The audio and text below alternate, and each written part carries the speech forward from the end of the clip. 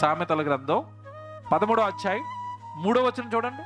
తన నోటిని కాచుకొనివాడు తన్ను కాపాడుకొనును, ఓరకొనక మాటలాడువాడు తనకు నాశనమును తెచ్చుకుంటాడు. చూసారా, మాటలు భద్రం. ఎక్కువ మాట్లాడకండి. ఆ ఎక్కువ నువ్వు మాట్లాడాలి అనుకున్నప్పుడు అవి దేవుడు మాటలు అయి ఉండాలి. ఇప్పుడు నువ్వు నరకమా, నువ్వు పరలోకమా, డిసైడ్ చేసేది ఏంటి చెప్పండి. ఇప్పుడు నోరు, జీవ మరణములు నాలుక వశము అన్నాడా? జీవము మరణము దేని వశంలో ఉంది? ఇప్పుడు నాలుక వశం. దీంతో దేవుడి గురించి మాట్లాడితే జీవం, దీంతో దేవుడికి నచ్చనివి మాట్లాడితే నరకం. ఏది పడితే అది మాట్లాడకండి, దేవుడు లెక్క అడుగుతాడు. శరీరంతో ఏది పడితే అది చేయకండి, దేవుడు లెక్క అడుగుతాడు. ఎవడు నిజంగా ఈరోజు మనిషి చేసే పాపాలన్నీ కూడా శరీరంతోనే కదండి చేసేది. అబద్ధాలు దేనితో? శరీరంతో. వ్యభిచారాలు దేనితో?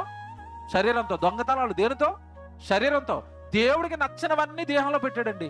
అందుకే అడుగుతున్నాడు, నీ దేహములో ఉన్న ఏ అవయవం తప్పు చేసినా లెక్క చెప్పాలి నాకు, నీ బ్రతుకు భద్రం అంటున్నాడు దేవుడు.